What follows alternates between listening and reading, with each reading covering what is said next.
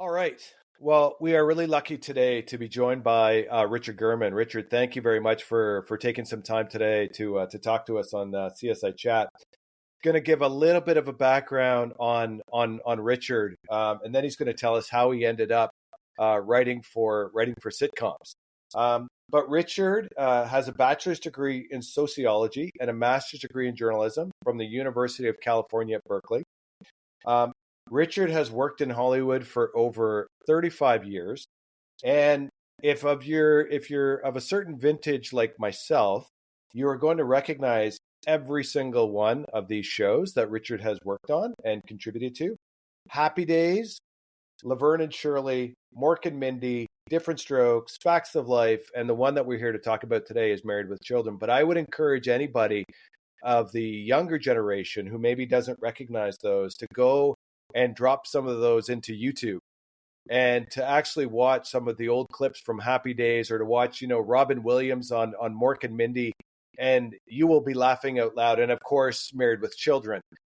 YouTube has a ton of Married with Children, and Richard was extremely involved that we're going to talk about with Married with Children. But a lot of these shows were a part of my own childhood, and I recognized and watched every single one of these shows. What I then realized when I saw, Richard, that you worked on the documentary for the Happy Days of Gary Marshall, I didn't actually realize that Gary Marshall was involved in a huge number of these early shows as well. And as I was getting ready for this interview, I learned a whole bunch about Gary Marshall that I actually didn't know before, and how involved he was in a lot of these early writings. But you produced a documentary recently on Bob Hope, and then obviously another one that I just mentioned on the Happy Days of Gary Marshall. And Gary Marshall was obviously the one of the key people behind Happy Days. Again, one of the iconic sitcoms of the last 60 or 70 years. And again, if you're of a certain generation, go and check out YouTube and watch some of those old clips on Happy Days. It'll be well worth the time. But what we're here to talk about today is Richard worked on Married with Children for over 10 years. Richard then wrote a book on Married with Children, and it just came out recently. I would again highly encourage everybody to take a read of. The book's called Married with Children versus the World: The Inside Story of the Shotcom that launched Fox and changed TV comedy forever. I would highly encourage everybody to take a read of that. Not only are you going to learn about Married with Children, obviously you're going to learn about that. You're going to learn about the history of sitcoms. You're going to learn about how sitcoms are made. And you're also going to get a little bit of a history lesson on the creation of the Fox network. And even now, Fox, continues to push the envelope on everything that they do. And you will see that Married with Children is one of the shows that helped launch the Fox network at a time when there were only three major television networks, and Fox turned that into a fourth network. So even if you're not a huge Married with Children fan, by reading the book, you're going to learn all about it, and you're going to have several laugh out loud moments. But then you're also going to learn about the creation of the Fox network, which obviously continues to exist and strive today. And you'll get some perspective on how sitcoms are made, which I found fascinating in terms of how a sitcom is made, and some of the behind the scenes stuff. So in any event, Richard, thank you very much for joining today. That's nice to be here. Thanks.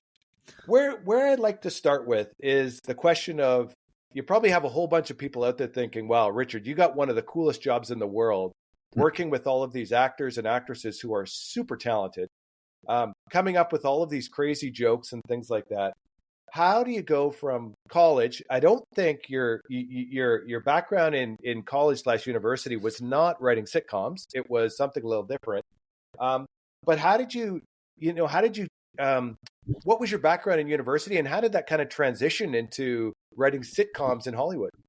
Well, there was a bit of a lucky break. I mean, it's related, but not quite. I went to graduate school of journalism at University of California at Berkeley. And within the journalism school, you could specialize in broadcast, in film, for documentary, for public affairs, for news. And that's what I did. I specialized in broadcast news. And for my thesis, I made a documentary which got on PBS, and it was going to launch my career. I was going to be a documentary filmmaker. I was going to be a muckraker. I was going to be, the next guy out there to do that. And so I felt I needed to move. I was in Berkeley at the time. I felt I needed to move to Los Angeles or New York to fulfill this. So I went to Los Angeles with a bunch of interviews that were set up by my professors and the people in the journalism school. And I went from one to another and to another and to another. And they were all interesting, but no one seemed to really have a job. And then I got a call while I was down there that somebody had given my resume to someone in a related, in television. Documentary was television at the time, but in a sitcom, and it was a sitcom that I don't know if your listeners have ever known. It was a famous sitcom called The Partridge Family, which starred David Cassidy, and it was and Shirley Jones, and it was a rock and roll family, and they had a bus and they went out touring, and David became a huge international rock star off of that show. So I got offered a job right on the spot to work as assistant to producer of The Partridge Family. And I went back to Berkeley where I was living with my wife, and I said, what do we do? And so the idea occurred to us to move to Los Angeles with a job rather than move to Los Angeles and try to find a job. So I moved to Los Angeles and I worked on The Partridge Family, and I sort of never turned back. I got very interested in the sitcom world. I really enjoyed it. I thought it was funny. I thought it was like this amazing atmosphere where you write things and you make people laugh and you film it. I had a filmic background in that sense. And so then I did what people are still doing. And if people are in your audience or want to break into writing comedies or dramas or TV or whatever, I did what anybody did, which was to write a spec script where you take a show that you think that you have an affinity for, that your style of writing would be good for, and you write an episode as if it were a real episode. And that becomes your calling card. That's a big resume builder. So I wrote a spec, Happy Days, and it got around to various people. And it got in the hands of the Gary Marshall camp. And Gary was doing at the time, Happy Days and Laverne and Shirley and The Odd Couple, and he had a program where he had a program for apprentice writers, which nobody else had, where they paid you very little, but you came and you learned the craft. It was like going to graduate school all over again, except here was this opportunity to watch Henry Winkler, to watch Penny Marshall, to watch Cindy Williams, to watch Robin Williams, to whatever, and learn the craft. And then if you made them happy, if you did the work well, then you got a full-time job on one of their shows. And that's what happened. I ended up on Laverne and Shirley, and then I ended up on Happy Days. And then from there, I just never looked back. I got an agent, and I became a sitcom writer. That's the transition I made. So you would write it. Would you write a full episode for Happy Days, Richard? Like you would obviously have been watching Happy Days on TV. You know all the characters. You know the typical. You would just on your own time.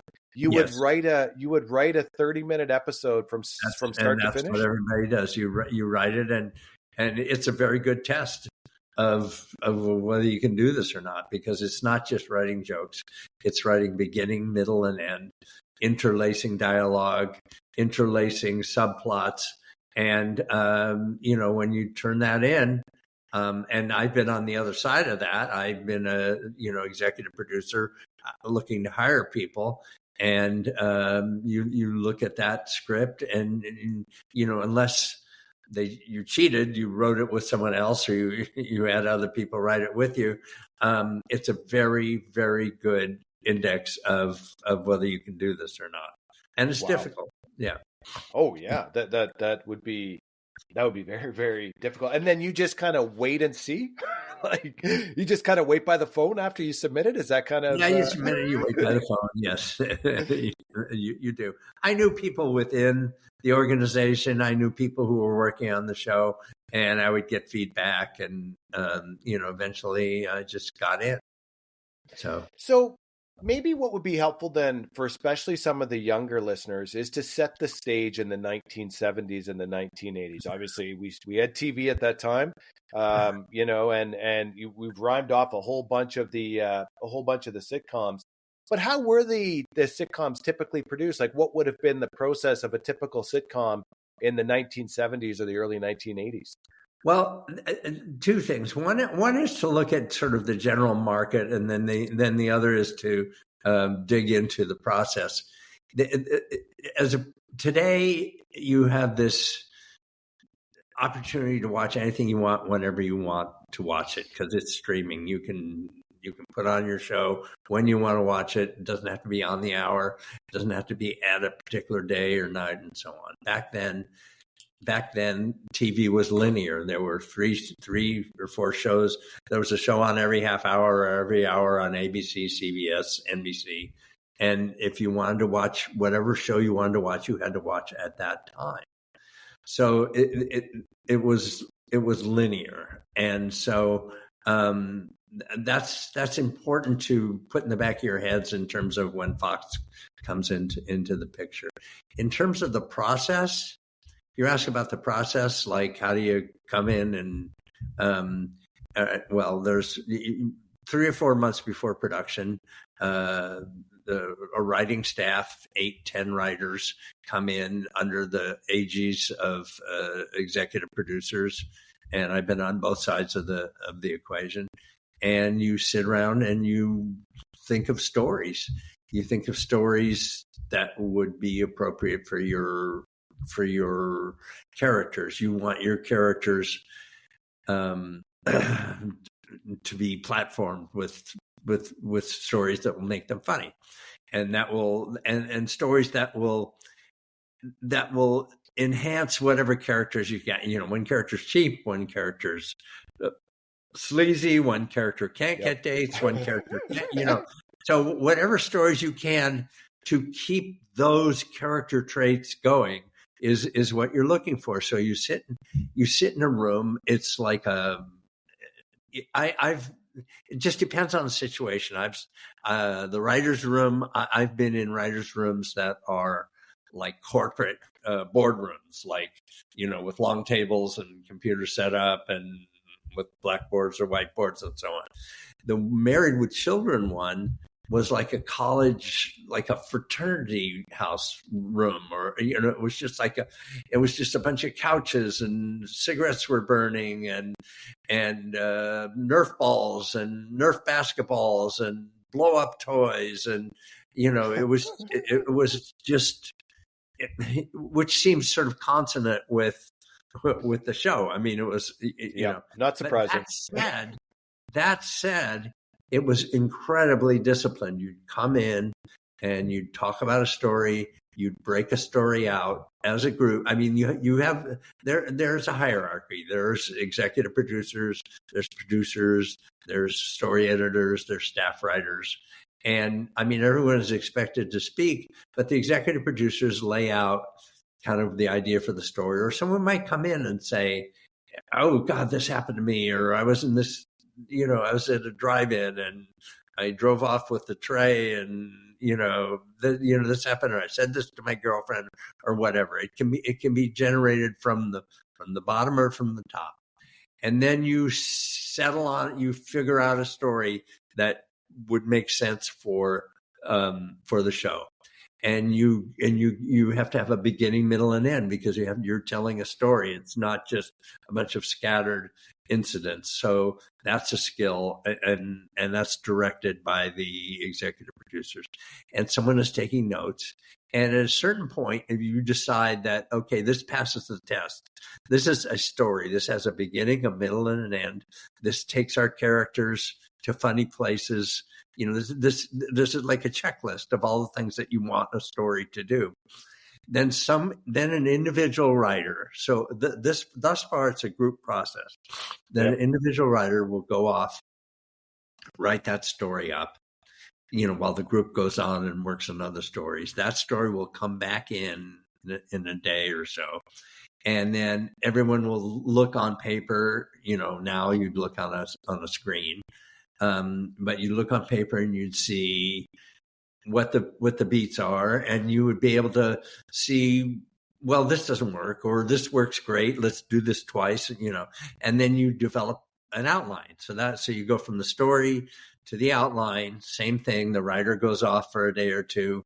The individual writer who gets assigned the story comes back, and then you take the outline, and then the fun begins. You sit around in the room, and you essentially pitch through the whole episode. You're sitting there, and the guys who ran Married with Children, Ron Levin and Michael Moy, they could sit there and pitch dialogue, for the scene, and almost all you had to do was take notes. It would just come out of their head. They just had this amazingly innate quality. The only other person I ever saw who did that was Gary Marshall. And then you take notes as a writer, and you go off, you write the script, you come back, and then once again the group gets a pass at it.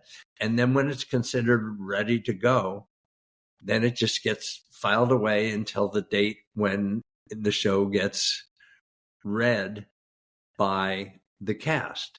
So it's like everybody gets a shot at it. There's so many stages, that you look at this piece of work. And now, at first, it's on the page with this is going to sound like a corny expression, which it is, but now it's the difference between the page and the stage. When the cast comes in and they sit around informally at a table, and everyone's eating bagels and schmoozing and having coffee, and they haven't seen each other for a while, so they sit there and they read the script that you've written, and then you see for the first time, hey, well, what sounded great on paper doesn't necessarily work on the stage. Or at least in this reading room. And so then they go off and rehearse, and we go back to our room and we rewrite what didn't work, and we keep what did work. They rehearse. Then we give them this new draft. They rehearse. The next day we do it again, until finally we consider it perfect or near perfect, and we shoot it in front of a live audience. Now, this is a form that is no longer followed very much. Now people shoot them like one camera, like little films, but we would shoot like a play. We would bring people in, fans into a crowded stage, and we would shoot each scene, and we would even change things. It allowed us to change things. We let the audience be the ultimate arbiter of whether something worked or didn't work. We say, oh, that's funny. Oh, that's funny. We saw it. It's funny. But if the audience doesn't like it, what's the point? The whole point is to make it for the audience. So then we would shoot the show in front of an audience. And if stuff didn't work on the show night, we had an opportunity. It's a small window because we still had to get people in and out, to make those changes right there on the stage. And then at the end of that night, then you put it to bed. And that's kind of the beginning, middle, and end of the process. And how long would the shooting take for one episode? Would it be would you be able to get done an entire episode in one day, or does it extend over like multiple days? What we would do is we would shoot two shows. We would shoot one show in the afternoon around 3:00. And that was basically a dress rehearsal. And although we would use the takes, they would all go into the edit. If the take was good, we would use it. And that would be our cast's first shot in front of an audience, and we would run through without stopping too much and changing. And then we would go and we'd have notes, and we'd have dinner, and we'd have notes, and we'd do some rewriting based on that. And then we'd come back for the evening for 2 or 3 hours. And we have like what's called a warm-up guy. We had like it'd be a comic who would sit and, because you have to change scenes and change wardrobe and so on. So the warm-up guy would keep the audience loose and going and tell jokes in between. So at the end of 2 or 3 hours, can't remember it going much longer than that. We would basically have all the material we'd have for the show. If something were just completely missing or something screwed up and you didn't get a shot or a camera was blocked, I mean, you can go back and recreate it. You can go back on the stage and recreate it without an audience there. You do have that opportunity. But basically, what you're seeing as an audience at home is a version of what that evening was like, and it really is like a little play. And the actors, I mean, there are actors who don't like that, who prefer sort of the film process, but there are actors who thrive on it and who love to get the feedback of the audience and who play to the audience, and it's just a whole different thing. Well, one of the things that I think made Married with Children unique is that the second any of those characters would walk in, like their first appearance, the audience would go crazy. You know what I mean? And you could hear it. And, I think that would be something unique. Like the second Al Bundy walked into a scene, the audience was going crazy. And as a viewer, you were fired up. You know what I mean? Like you couldn't help but be fired up. And that, if anything, just starts to tee up the jokes right then and there, right? As you're already, Absolutely. It's like having a couple sips of alcohol in a comedy club. You're already like teed up, ready to go. And when you hear that audience go crazy like that, it's like, it's game on, right? Like you're ready to roll. I'll tell you something that's funny about that, and it's a huge advantage, and people, people come out and people are yelling Al and so on and so forth, and it just sets the tone and sets the mood. There were times when it went on for so long, particularly if someone was entering in the middle of a scene or another scene, that we had to stop it. We had to stop the audience because it was getting in the way of the timing of the scene, and also, of the ultimate amount of screen time we had. It was getting too large, and there was a point in which David Garrison had left the show, and he would come back occasionally for a show. And when he made his entrance, when he came back, it would just go on. The entrances would go on forever. In fact, there's a funny scene, a moment which we left in, where he's sitting there and he's listening to all this adulation and so on, just on his entrance. He hasn't even said a line yet. And he looks down at his watch, and I think we left that in, just breaking the fourth wall a little bit. But yes, the live action, and particularly once they get to know the character, it's hard at the beginning of a series. If the toilet flushes, Al just went to the bathroom and he may have overflowed it. And if he puts a newspaper under his arm, he's going up to go to the bath, and you just get those laughs, but you need to be on the air for a year or two in order for an audience to really respond the way you're talking about. Yeah, absolutely. Give some perspective as well on how you sell the sitcoms to the networks and how Fox made their way, because at the time as well, you talked about Happy Days, Laverne and Shirley. There were 3 networks at that time who you could sell into, and then all of a sudden there was an idea to come up with a 4th network, Fox. Maybe just give some perspective on selling into those 3 and how Fox had to kind of differentiate themselves a little bit. Sure. Well, I mean, I mentioned initially that TV was linear. If you wanted to watch Murder, She Wrote and you were a fan, you had to watch it at 8 o'clock on Sunday or whenever it was on. If there was a show on another network, they had to fight against the Murder, She Wrote people, because it wasn't like you could record it and see it later, or you could stream it whenever you wanted. So with the ABC, CBS, and NBC had been entrenched for like over 50 years, and they had the viewing patterns down. When Fox decided to become a network to compete with them, and other networks there had been other attempts at networks that had tried and failed. They understood that they had to, as Barry Diller, who was the head of Fox at the time, we can get into him later, he said, in order to get viewers to come over to Fox, you have to grab them by the shirt collar and drag them over. So the whole foundation of Fox, the whole belief was we had to do something different.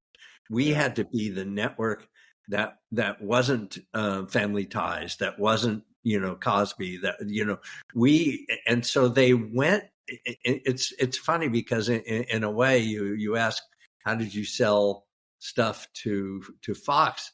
In a way, Fox had a selling job that they had to sell to the creative community. Yeah. They had to go to the creative community and say, do this show, backing up just a little bit, the top writers in the business who were writing Mary Tyler Moore and who were writing Jeffersons and who were writing all these shows made tons of money working for ABC, CBS, and NBC. When Fox came along, they felt that they needed this top talent to create shows for them, but they had to lure this top talent away from the networks because they were saying basically, come to us. And the talent was saying, well, who the hell are you? And why should we're getting paid a huge amount by these studios who, by the way, might not want us to work for Fox. And why should we work for you? Because who's your audience? You essentially have zero audience and you're trying to promise this audience.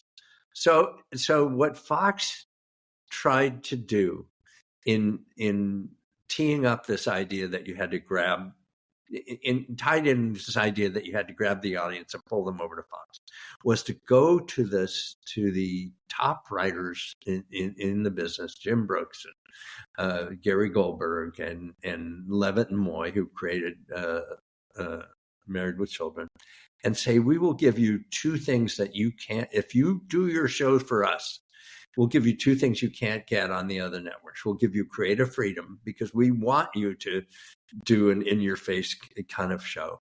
And we will guarantee you, and this, I don't want to get too far in the weeds of this, but we'll guarantee you a certain number of episodes on the air instead of having the typical way of getting a show on the air is to shoot a pilot and then you're competing with another 15 pilots from, let's say, 4 slots on the air. So it's a numbers game. If you do work for us, we will guarantee you shows on the air. So that's how they appealed to people. And when they came to Ron and Michael, who had worked on the Jeffersons and Silver Spoons and all kinds of, Happy Days and straight, Laverne and Shirley, straight up kinds of shows, and they were good shows. But they had this. They came to the right people in terms of doing something different. They hated this notion that sitcoms like Family Ties and Who's the Boss and Facts of Life, which I had worked on, at the end of every 22 minutes, everyone hugged and kissed and everybody just, all the problems of the world were solved and, life was good. They wanted to do a show that showed how marriages, in this case, families and marriages, kind of really were, with an exaggerated tone. And Fox said, come on down. I mean, the original pitch was to, we're not the Cosbys.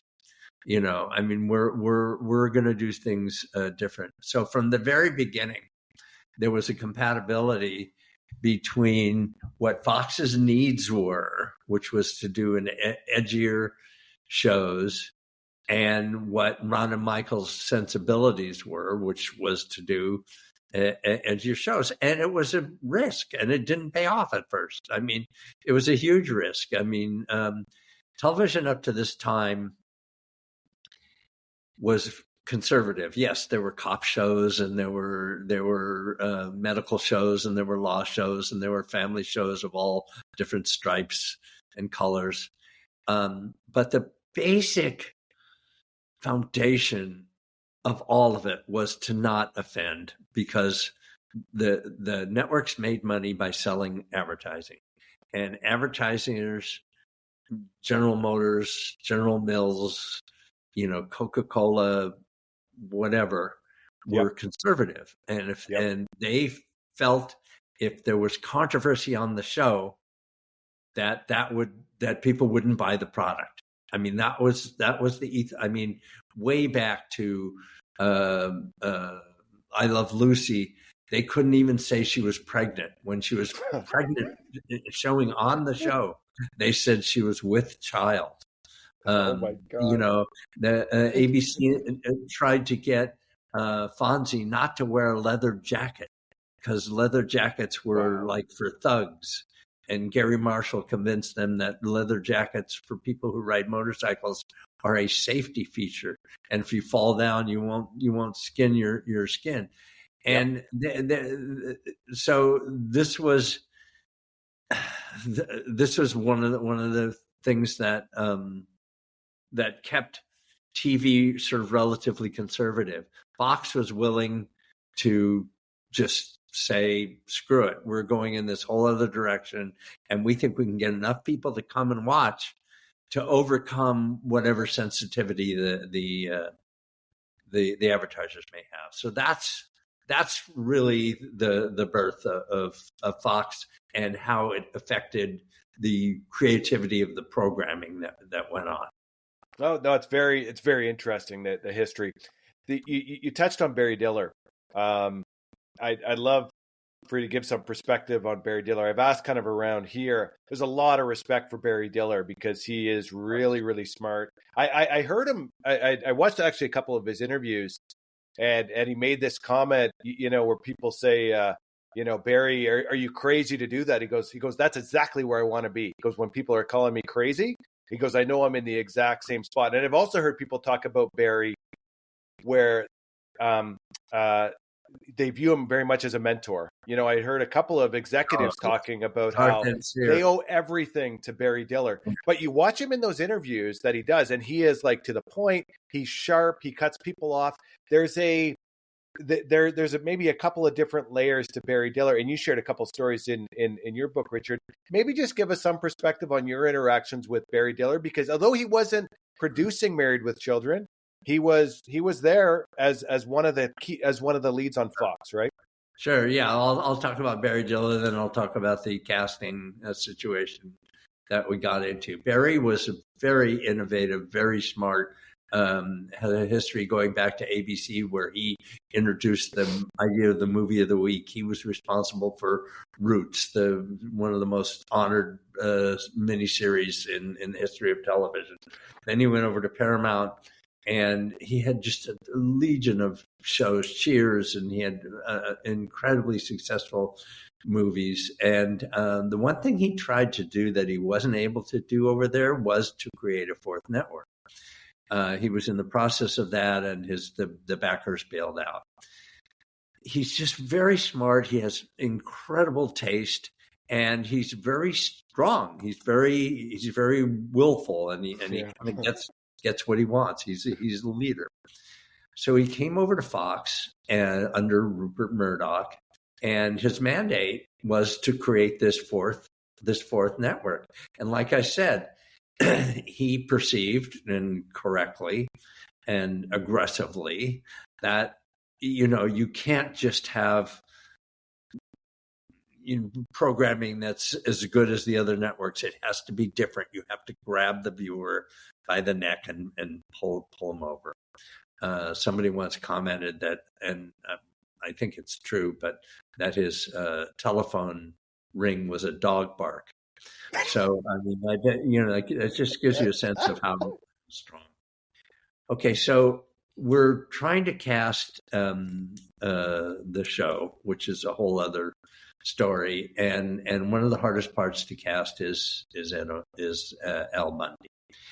And so when just to back up a little bit, when you do your casting, you internally find 3 or 4 actors and actresses for each part. And you can search for months. And it took us months to find the right actors for the part. And then once you have them all handpicked, then you bring them to the network for this big showdown. And it's a big, tense meeting where you present your actors and the final decisions are made. And these people potentially become stars, or they go home, with their head between their legs. I mean, it's just, it's a big, momentous event. And at the time in particular, the head of the net, even though there was a studio system there too, but the head of the network always had the final say in who was going to be cast. And like I said, we were guaranteed 13 episodes on the air. It wasn't just a pilot. So we go in and Katie Segal gets selected. You run scenes, you run little scenes in front of the network, and people judge based on the scenes. And sometimes you pair them up. You do a scene with a kid and an adult. Or you do with the kid and each other, with the kid and with the two adults. And you just keep running them back and forth, so you get as much of a sense as you can of what this show is going to look like. So it comes to Ed O'Neill, and there was maybe one or other two people, I can't remember, who were up for the part. And Ed reads his Al Bundy, and he does his thing. And afterwards, everyone says, "Oh boy, he was really, really, really good." He's that's the guy.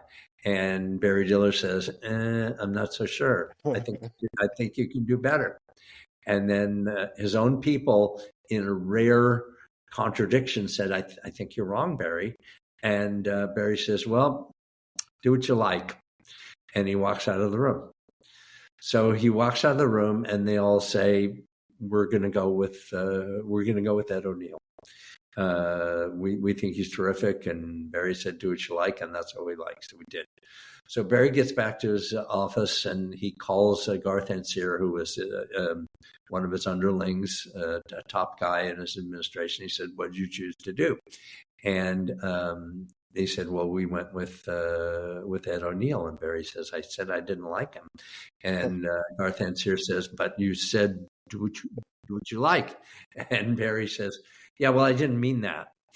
And what happened was that Barry was so incensed that he had his business affairs call the studio the next day and said, "You can stay with Ed O'Neill if you want, but if you do, and we would prefer you cast someone else. But if you stay with Ed O'Neill, instead of having 13 on the air like we promised, you've got a pilot with Ed, and then if we like it, then we'll order that 12." So it was one with an option for 12. And the studio people, Glenn Padnick in particular, who was president of the studio, said, "We're sticking with Ed O'Neill." So we went into the shooting of the pilot, which is already prone to anxiety and uncertainty, not knowing if we were going to have a series, and knowing that we had to prove it to Barry Diller. And I mean, that's how strong and powerful this guy is. And he ended up liking it, liking Ed, and to his credit, he picked up the series. And years later, Ed said he saw him someplace like 6 or 7 years later, and Barry says, "I made a mistake with you." And Ed just said wryly, "Well, we all make them." And that was the end of it. But it shows you what type of person he is to even acknowledge that he made a mistake. Somebody as rich and successful in everything he's done, and yet he goes to Ed O'Neill and say, "You know what? I made a mistake." I don't know how many people would have the, as successful and as high powered as that particular person is, to go and actually say that is probably tells you something a little bit about Barry Diller. Yeah, well, we ran up against him in a couple of other instances where there was censorship and so on and so forth. But and it was a lot of anger with his particular choice in this one situation. But all in all, if he's a bulldog, and he was a bulldog to get Fox to go in this direction that made us thrive. So I have to honor him, and like you said, he was big enough to admit his mistakes, and without him, because he's fighting battles with the advertisers and with the rest of the creative community, and so all in all, it all worked out. And look, you're not going to launch into any of these enterprises with just smooth sailing, and particularly in this instance, when it was woven into the tapestry that we were supposed to be controversial. Yep. and we were, and we can't be surprised that there was fallout from this controversy. In fact, we almost got taken off the air because one woman thought it was too controversial. Maybe just talk a little bit about Michael and Ron. Because I actually watched a couple of interviews with Michael that he did for, I think the History of Television or whatever it was on YouTube. And man, that guy is a funny guy. Like, even in an interview where it's pretty straight and narrow, he is really funny in terms of the jokes that he is. And that's that's probably an interview he did 5 or 6 years ago. We're not talking about interviews from the 1990s and things like that. But it sounded like Michael and Ron created an environment that just allowed for people to be creative from all different backgrounds, male, female, black, white, doesn't matter what it is. Everybody was welcome. Best idea won. And all they cared about was being funny. Maybe just talk a little bit of how special those guys were in the magic that they allowed in order to make the show really get legs. Comedy writers, are typically kind of a little more rebellious and out there than maybe other writers, and they were to an extreme. But comedy writers in these big shows, they still are a little bit corporate, and they know how to ride the line between the studio. I mean, the studios are like and the network, they're multinational companies. So you have to be able, you do have to be able to get along with these people. Michael and Ron didn't care. I mean, they let their talent out. They were sloppy. They were slovenly. They smoked like crazy. Their hair was long. They wore holes in their jeans, not because it was stylish, but because they had holes in their jeans. They were so anti-establishment. Michael drove like funny cars, like an SUV or a pickup truck that had high tires. They famously showed up at a meeting, to an important meeting with Barry Diller and the Fox people over at the Fox studio to discuss various things about the show. And the guard at the front gate did not believe that they were executive producers of the show and wouldn't let them in, and sent them to the delivery gate. Because they just looked they just looked like people, and as such, they treated us as writers just as people. They would just create a room where anyone, and like you were saying, anyone can contribute, including someone on the stage. If someone on the stage, a prop guy or somebody, had a joke that he or she thought would be appropriate for a character and suggested it, and they thought it was funny, there was no sense of hierarchy. How dare they, which you would find on other shows. They would just let it in. And any idea, and there was diversity in the room long before there were women, African Americans. There were people from all walks of life as writers long before there were quotas and diversity programs and so on. The person who directed the first year and a half or so was a woman director, and so they were just very inclusive. They would fight for you. There was someone that got into trouble. Someone who got into trouble with someone who was protesting about the show, and the studio or the network wanted to make a scapegoat out of her, and they refused to do it. And here's an example. There were in my own case, it was like during Christmas time, and my office was right down the hall from the writer's room, which is where we all gathered. And I went into my office and I saw something suspicious. Somebody was walking out, and I looked at my desk, and sure enough, my wallet was gone. And so I knew that guy had stolen my wallet. So I thought, oh shit, no. So I walk into the main room to Ron and Michael, and I say, oh geez, now I got to get a driver's license and a credit card and my cash and so on. And Ron and Michael got up, and they started chasing that guy down the hallway, and they were going to beat the shit out of him. I wasn't going to, but they were on my behalf. And that guy, lucky for him, got out of the building. I mean, that's the kind. I mean, these guys are making millions of dollars, okay, and they could have led these cushy lives where they were arrogant and they, come to work and do the work, and they would still get the adulation and the status and so on.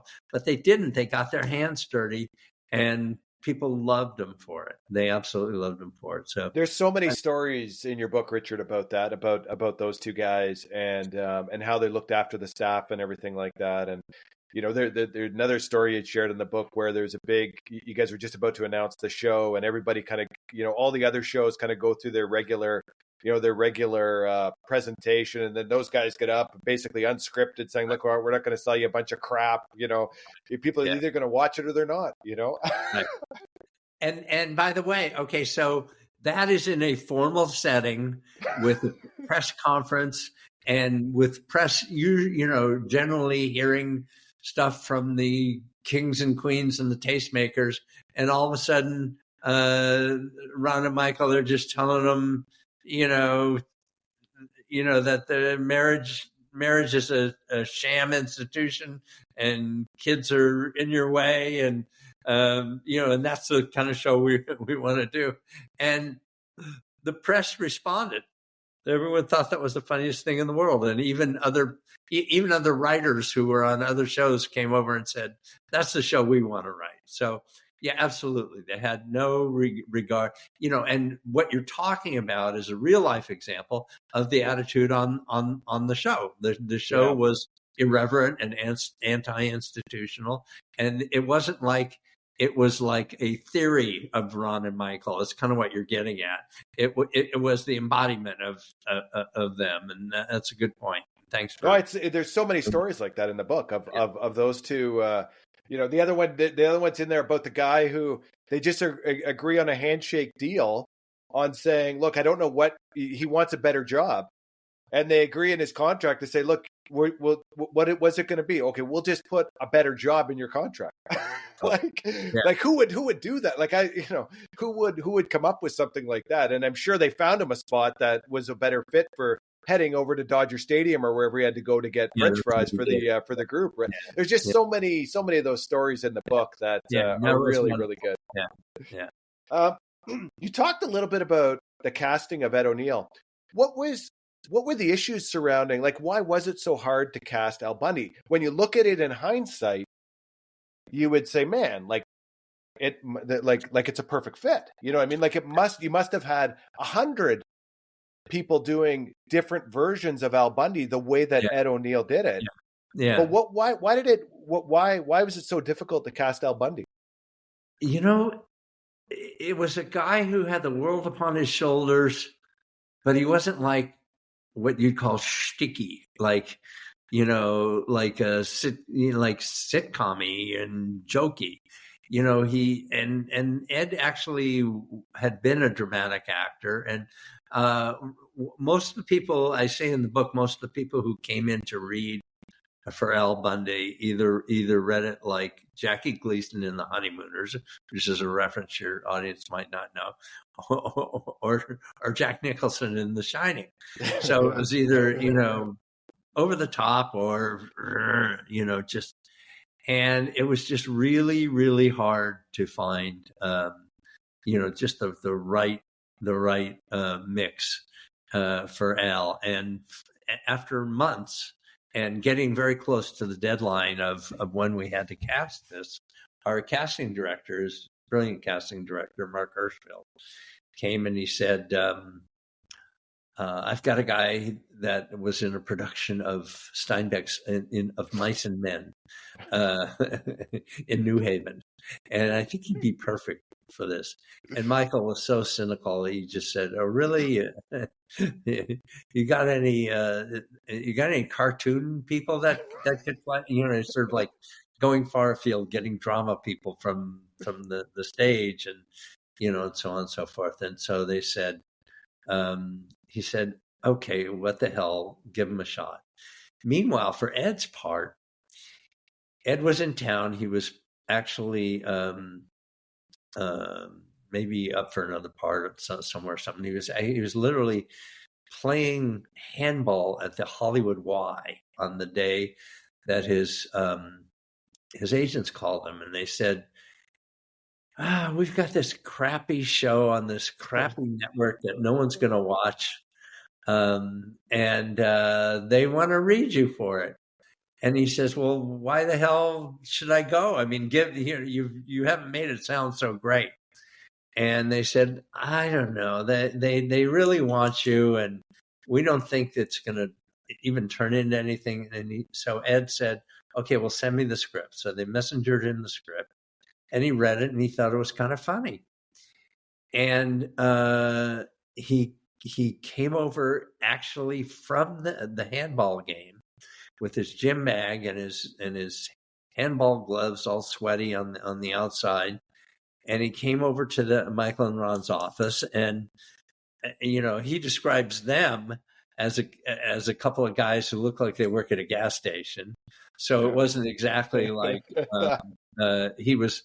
I think it put him a little bit more at ease that he was in his gym clothes.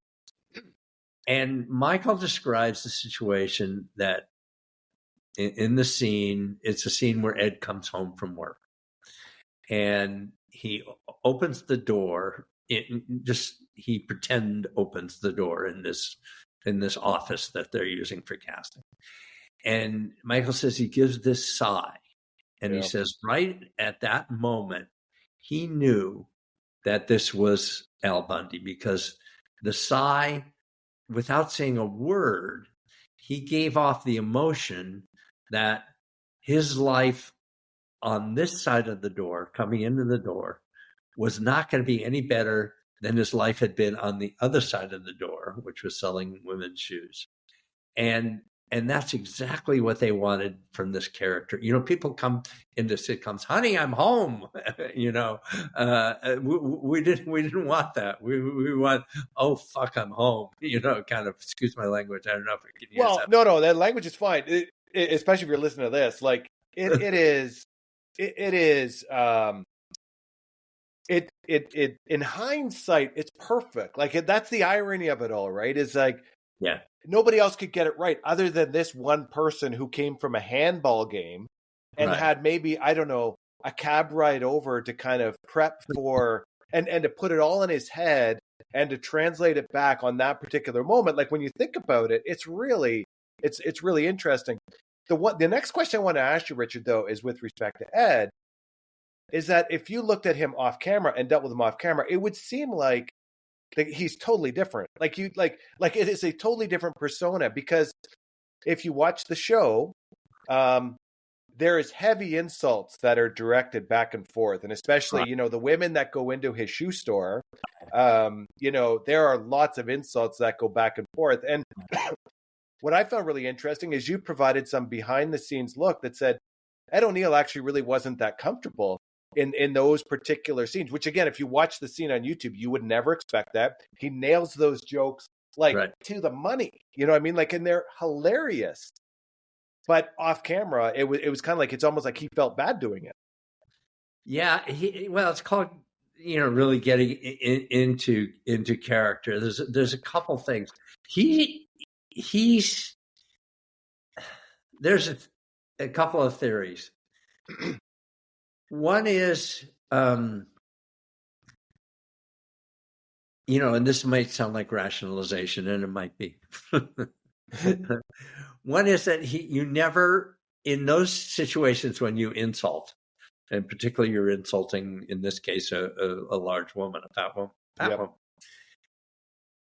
you never, there's a phrase, you never punch down, you're always punching up, meaning that we wrote that the woman would attack him first. I see. And say, what do you mean I'm a size 9? I'm a size 3, you miserable, and you never give me any attention, and, you're barely here, and who the hell are you? And so that gives you a little license to shoot back. That's that we followed that pretty closely. There are examples where it's strictly gratuitous, but there are in many of his insults, and I've read critics who talk about that too, and it is sort of a comedic theory because it becomes much funnier and relatable if you're being attacked and you attack back. I mean, the other is that it's a satire. It is a satire. And you're not supposed to, just like you're not supposed to be Archie Bunker, you're supposed to laugh at Archie Bunker. And the other thing about Al, as insulting as he was and as put down as he was, he always ended up, even though he didn't always accept it, but he always ended up on the losing end of the stick. Yeah. And, and he would, whatever, he would go bravado and he would end up losing. But what you loved is then, he'd get kicked in the nuts and then he'd say, well, what else you got? So that's all part of the formula, which helped. The other thing that he mentioned that I never knew, that's in the book, is that he would often go up to these women and sort of semi-apologize for what was coming, and they all said to him, "That's okay. It's how we got the job." So, in a broader social sense, political correctness and so on, that doesn't wash. But just in terms of his awareness and what actually went down on the set, I thought that was an interesting point of view. So, anyway. And when you're writing for the show, how do you separate what is funny versus not funny? Like, I can just imagine, you throw 10 jokes, even though you might think all 10 of them are funny, it might only be that one of them is funny, or that the majority of people would find out, like trying to decipher what is funny versus not funny. And maybe it comes down to the live studio audience, but even the live studio audience, like you say, you're just tweaking at that point. You're not like rewriting. How do you separate what's funny versus not funny? I'll jump ahead to that. You're tweaking at that point, but you also have, if you're an ongoing show, the benefit of having had that live studio audience the week before, and the week before, and what plays for that audience. What an audience of is like, and if anything, almost the opposite becomes true, is that you pander to that. You work backwards from what you think that audience would do.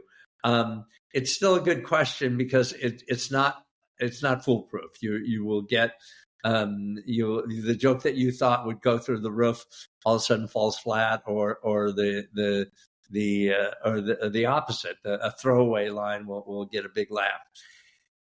In the multi-camera process that I described, where you have a reading on Monday, and then you have a rehearsal Tuesdays, Wednesday, Thursday, and then you shoot the show on Friday. you have little mini, what's called run-throughs. So we go down the stage at 3 or 4. The actors have been working on the script in the sets, working on their blocking and working on their delivery. And we would go down and listen. And it's a mini audience because we sit around and listen to each scene, and we have the lighting guy and the prop guy and the wardrobe guy and and everyone's, sitting around and giving, laughing, and it's not gratuitous. People understand that you're not just going to laugh to kiss ass, that this is a little bit of a laboratory. So we do get those moments, and it's not like a full audience, and it is the home team, so it's not completely reliable, but you do have that working for you, and then sometimes it just doesn't work. You just didn't build it right, and you can, under limited circumstances, if a joke just bombs in front of an audience, you can rewrite one right on the spot. Or if there's one that we didn't completely trust, oftentimes we'll go into the taping with 2 or 3 alternatives, alts. And then if one doesn't work, we'll use another and use another. The last desperate thing is to go to a laugh machine and laugh it, but we typically didn't have to do that. We typically earned it. Yeah, it's filming in front of a live studio audience. It's certainly to some degree a high wire act as well. Would you allow the actors to go off script? Like, could they play outside the lines, or you would say, hey, look, we've spent so much time rewriting, vetting, that we would really appreciate if you kind of stuck to the script. We typically, it was understood to stick with the script. Once in a while, somebody would throw an ad lib out, and if it worked, we kept it in. And it wasn't like a punitive, like, oh, how dare you. The time for that, and this was some of the most fun times working on the show, is like I described these run-throughs, like on a Tuesday, Wednesday, or Thursday, where we would sit in, we would come down to the stage. They had been working all day. We would come down to see what they would do. And then they would suggest, it wasn't like an ad lib in the minute, it's something that they had worked up. They would say, hey, what if we did this? And then we would hear it and we'd say, oh, that's good. But then what if you did that? And so we'd have little sessions that were little workshops where the actors we would hear what they had worked out. I mean, we respect the fact, particularly Michael and Ron as leaders, because some executive producer showrunners, it's like the word is king. And if you don't say the word, even if you flop, too bad. Right. So they would, like we said earlier, they would take jokes where they came from. If it can improve the show, then let's do it. So it was during those run through sessions where they would say, hey, we tried this and we thought this was funny. And then we would give them the opportunity to prove it, as it were. And then if it did work, we'd incorporate it, or maybe it would lead to yet a third possibility, So there was a little improv. There are shows where, like with Larry David or, on Curb Your Enthusiasm, where, they seem to improv just a ton of stuff. But ours was mainly scripted. But we would, to answer your question, we would allow some improv, or at least incorporate suggestions. So the next thing I want to do, Richard, is just read a quick excerpt from your book, because I've been trying to, especially again for some of the folks who have never seen the show before, I was trying to find a certain quote in your book that I felt really summarized the show. and the summer and really that a lot of the show is the back and forth between um, Al and Peggy as husband and wife, and the insults don't go one way; they Right. go both ways. And I think this is what would embody it. This is again a direct quote from your book, and again I would encourage people to check this out on YouTube. It's going to be a lot more funnier on YouTube than how I read it here. But Al is sitting on the sofa, and Peggy walks in the room and says, "Hi, honey, did you miss me?" Al's response, "With every bullet so far." And then Peggy fires back, "Well, maybe you need a bigger gun, sweetheart. Not that I don't love your itty bitty one." If again, the way the show would seem to be drafted is that the insults did not go one way. They were not going to be one way. They were going both ways. This wasn't like a battered wife.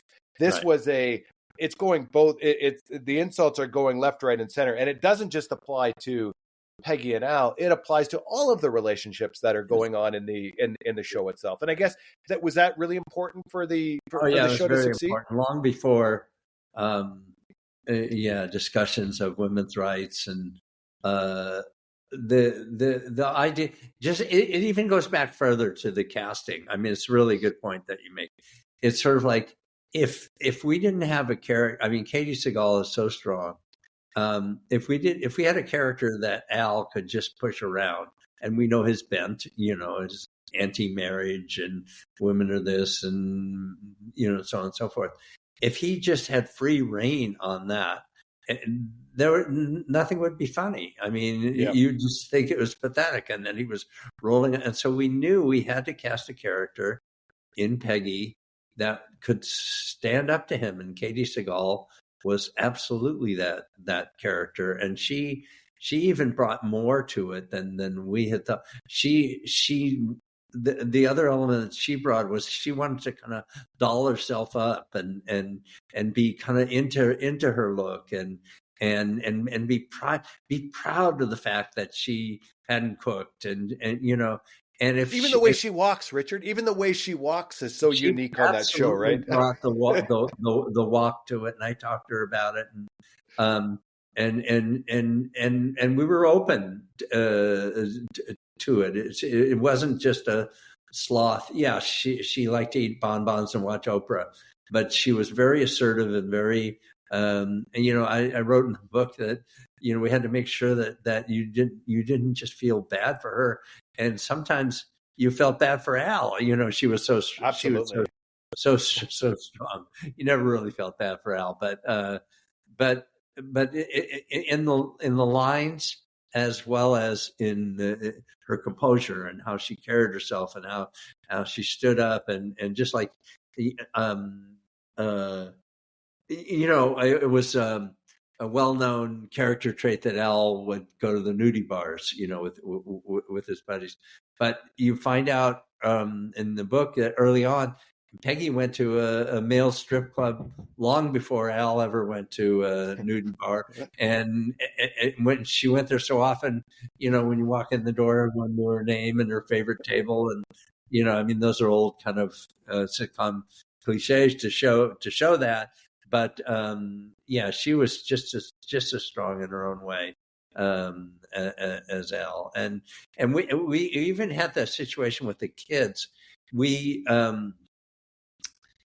had cast two kids that were perfectly good for the pilot, and they just when we edited the pilot together, they just weren't strong, and all of the crap that Al gives them, they weren't given crap back, or they didn't stand up to it, and you felt bad for it, and the comedy goes away. And then, God, we went to David Faustino and Christina Applegate, and they were as big of an intrusion in Al's life as he was in theirs, and that's what we were going for. It's in that same way, just as Amanda was. Well, the chemistry between those two, between the brother and sister, are, again, you talk as well about they both had their things you could poke fun of. Right. But they would throw it back and forth as much as anybody, right? Which again it was present throughout the entire show. It was what made the show so funny, is that Absolutely. nobody was really getting picked on a, left, right. No one's getting picked on without having the ability to kind of throw it back, and not just throw it back, but like throw it back hard, with some great zingers going back the other way. Right. Yeah. No, everyone's gun was loaded. Yeah, definitely. So how did it do out of the gate? You guys spent all of this time coming up. You got Barry Diller saying you guys picked the wrong Al Bundy. Yeah. We're going to cut you back from, the 13 shows down to one show.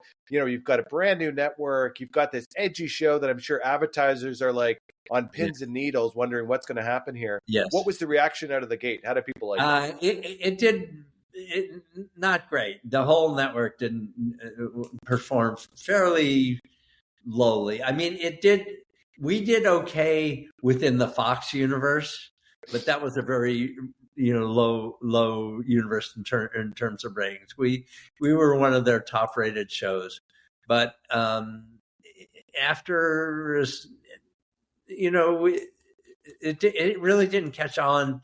The fans that we did have were hugely loyal, and they loved the show, and you could certainly tell by the live audiences. And it was just sort of growing incrementally, and it wasn't taking off. All we knew was, and we knew specifically because the numbers are the numbers. It's not subjective. Was that it was doing well for Fox, within the Fox universe until until you got a certain phone call. Yeah. There in the third season, and obviously it was our intention to be subversive and to be edgy. And there was a woman in Michigan. Her name is Terry Ricolta, and it's no secret. She made a cottage industry out of it. She was watching the show with her kids, and it was a somewhat racy show. It was a show episode, but she could have been watching any episode and she probably would have had the same reaction.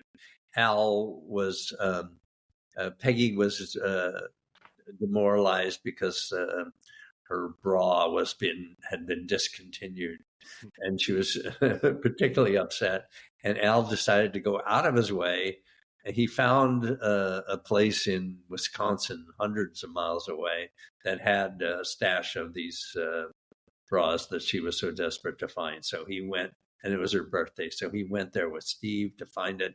And he goes into this store, and it's a showroom. And it's like, it was like a Fredericks of Hollywood showroom. And he walks in, and there's women in there, all forms of undress except totally nude, walking around in bras and panties, and they're actually men in lace stockings, cross dressers.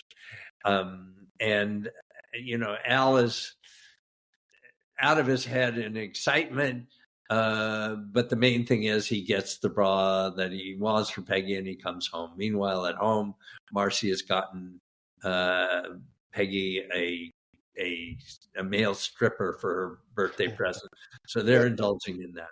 All right. So the long story short, the woman watches the show and she goes crazy. She's watching it with her kids. She sends the kids out of the room.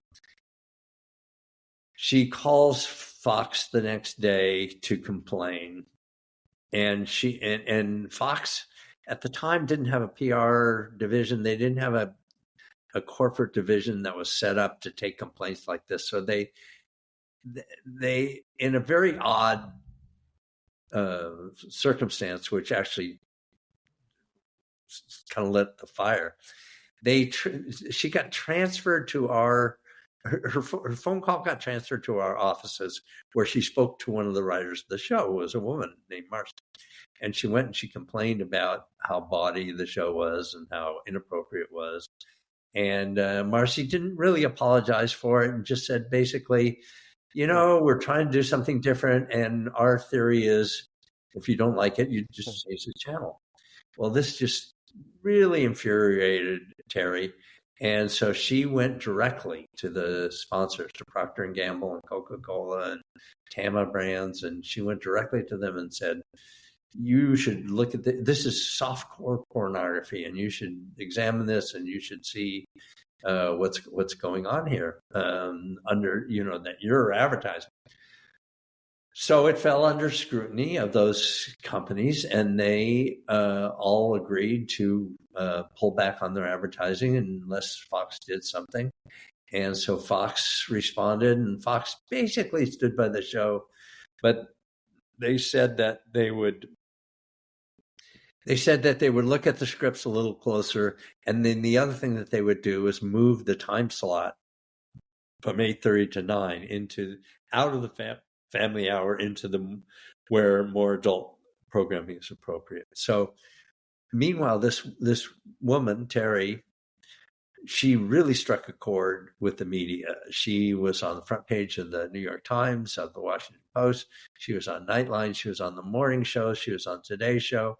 She was all over the place talking about how horrible the show was.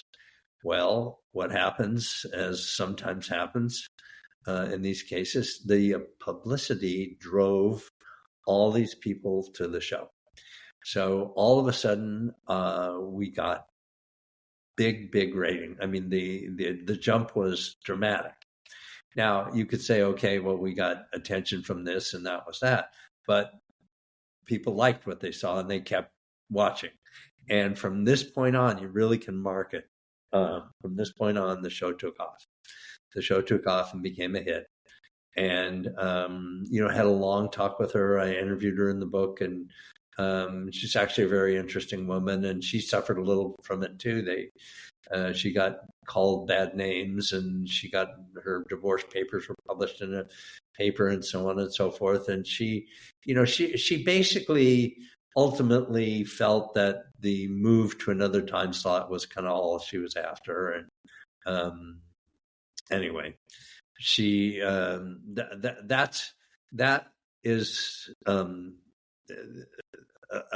that marked the point where our ratings went up, and they sort of kept going up until they went down. So, some of that may have happened naturally. The show was, starting to catch on.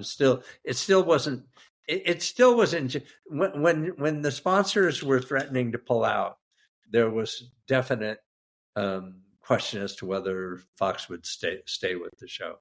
And then the irony, of course, is that the same sponsors who pulled out came back and paid more for their advertising because the ratings were higher. So I'm going to read another excerpt from the book, which again, I love. This is a fan letter, Richard, that you have reproduced in the book. And you might say, why do people like this show? I think what happened with Terry is that it just put a microscope on the show, and more viewers watched it. It more people watched it. But why did they stay? This is another excerpt from Richard's book, which is a fan letter that was received. And I think, again, this is in perfect embodiment as to why people would watch the show on a regular basis. Here's the fan letter. Gentlemen, I have been a loyal fan of your show, Married with Children, and I must say that I have thoroughly enjoyed each episode. Most shows on TV these days are simply unrealistic and downright false. For me, watching your show is a well-needed break to the end of each week. I have a job I don't care for, a wife that doesn't seem to love me as much as I would want. I have 2 kids that don't give a damn whether I'm coming or going, and as bad as any given week in my life is, I know that on Sunday nights, I can turn on the TV and see that Al Bundy's is even worse. I am writing to you in hopes you understand how important this show is to many viewers like me. Keep up the good work, and thanks for keeping Al miserable. And, so it's almost like people are looking, with the Cosby Show or Family Ties, whatever it may be, are kind of showing one version of family life that is maybe not unrealistic, or is unrealistic. Married with Children is showing another one that is much more closer to reality. And I think that is what a lot of people related to. Is that the Married with Children was much more closer to reality than Family Ties or Cosby Show. Is that fair, Richard? Yeah, no, I mean, even though it's an exaggerated reality, just as those other shows are, it's closer to their reality, and it also makes them feel a little better about themselves. Instead of saying, "Why can't you be like that? Why can't you be like Bill Cosby or Michael Seaver or whatever?" Yeah, they were, and if they don't exactly completely 100% relate to it, their uncle is like that, or their brother is like that, or their cousin is like that, and they don't see that on TV, and it just affirms another way of looking at things, and and it just allows people to laugh at the world, instead of make lessons out of the world, I guess. Absolutely. I mean, that's a big part of it. So it goes on. The show is very, very successful. We're now, let's fast forward to years 7, 8, 9, and 10. Maybe just talk a little bit about the challenges. I can imagine, there was a little bit of infighting within Married with Children. I could imagine, the money, the money scale starts to go up. Coming up with new ideas probably starts to get, a lot more difficult as well. I learned from your book, Richard, what it means to jump the shark. I had not heard that terminology before. I now know what it means to jump the shark. But maybe just start with that one term, is tell people a little bit what jumping the shark means. I don't know, was there a Married with Children point where they jumped the shark? And then maybe just talk a little bit about towards the end of the show and how hard it is to kind of keep all these balls up in the air. Because I think every sitcom has a shelf life. It can't go on forever. Like it can't. It's impossible. Jump the shark is a term that actually came off of a Happy Days episode, and there was an episode in the 5th year, or whatever, in Happy Days, where Fonzie is this kind of heroic character and does all kinds of stuff and stands up to people and so on and so forth. But they had him do this superhuman thing where he literally jumped a shark. They were in California on vacation, and he's out water skiing, and there's a shark in the water, and he literally goes over a ramp, and he jumps over the shark, and everyone's the adulation is even greater than the usual adulation for Fonzie. He's done this death-defying thing. He has jumped the shark. So the term came to be used for when a sitcom has run out of gas and run out of shows, and they want to do something to artificially push up the ratings. You jump the shark.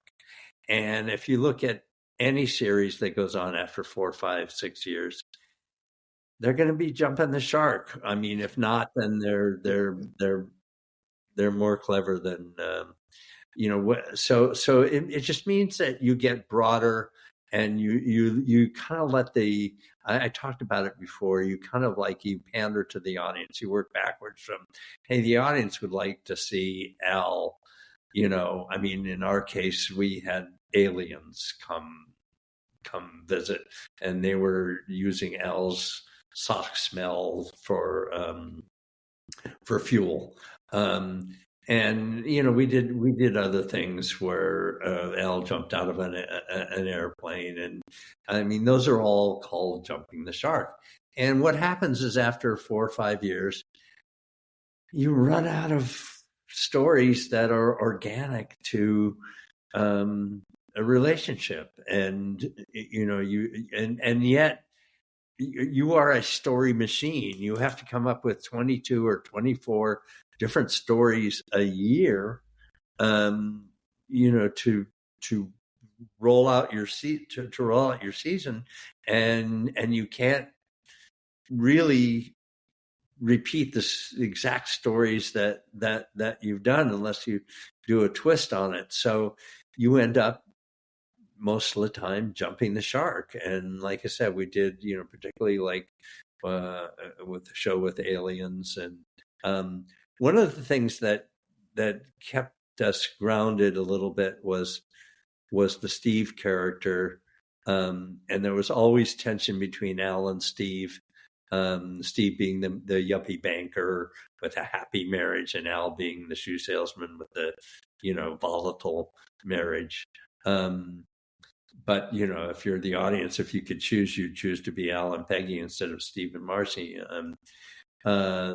And so when Steve left by his own volition, he wanted to go back and do Broadway after the fourth year.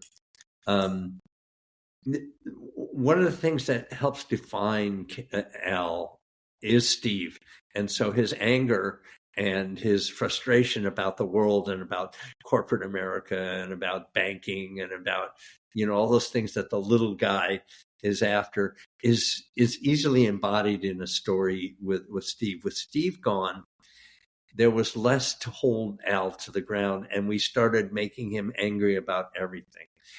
Angry about the telephone bill, angry about, the skywriters, angry about all kinds of things, and that hastened the jumping the shark moment. And the show definitely, as the years went on, went into territory that was just kind of more unreal, less grounded, and to mixed effect. I mean, sometimes we pulled it off and it was just fantastic, and sometimes it was like, what planet are we really on? And I would say it happens on almost every show. Yep. And I would say it happened on our show, and in ways that we sometimes pulled it off, and people loved it. And so some of the jump the sharkish episodes that are the biggest examples of that are people's favorite. People love the Alien show. And anyway. Well, and the irony is Happy Days went on for several years after the Jump the Shark incident. Yeah. It wasn't like Jump the Shark was in like the last season. Like, just Happy Days went on for several years after the quote unquote Jump the Shark incident, right? Yeah, and Happy Days didn't pander as much as other shows did. Once they jumped the shark, it didn't become as much of a trend. They were sort of unfairly labeled as the as the genesis of Jump the Shark. I mean, they were the genesis of it, but they weren't the biggest perpetrators of it. Yeah.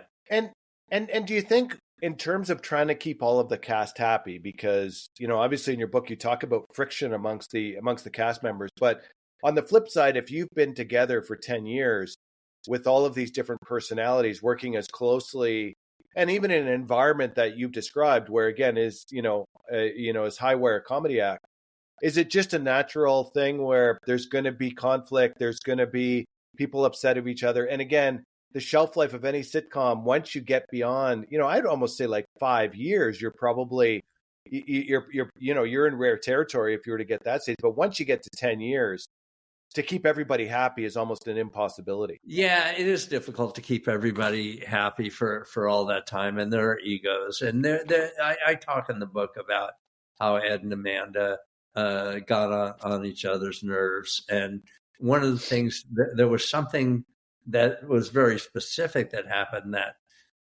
that brought out kind of the antagonism between the two of them, is that Amanda at a certain point asked to direct some episodes, as actors will. I mean, it's a training that they get by virtue of being there, and she actually went out and did some training outside with the SC and the AFI, and she became a director, and a good director. She every year directed more from like the 5th or 6th year on. And I think Ed took issues with her direct because, she was a neighbor, an important character, but not even the nuclear family, Yep. And then all of a sudden she's in charge of everything and telling everybody what to do. And I think that rubbed him the wrong way. And I think he kind of understood that. And, for his part, he felt that whatever criticism he had of her, it was all towards making the show better. But they definitely had a clash of personalities that had to do, as you say, with being together for so long, as much as whatever the mechanics of the changing roles were. Well, the comparable I would draw, Richard, is you look at successful rock bands. A successful rock band is Right. the same thing, as they can only last together. There's a few exceptions, obviously, that have lasted together through the test of time. But even those ones, they probably change out some people over a period of time. But the Beatles, right? The Beatles broke up, and it just it's a function of being human. Is that you're going to have conflicts and egos and all that other sort of stuff. Yeah, it's a little bit ironic because you have this dysfunctional fictional family, yes, and then all of a sudden you have this dysfunctional real family, or real people that are playing the family. So yes, we definitely experienced that, and I talk about it in the book.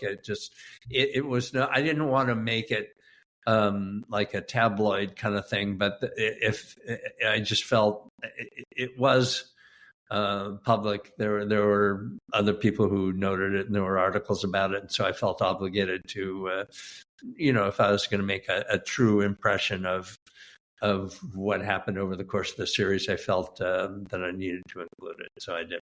Well, and again, you look at a rock band, you look at a successful sitcom, you look at whatever it may be. I'll bet you all of them have the same sort of issues. It's just that we're talking about human beings, and the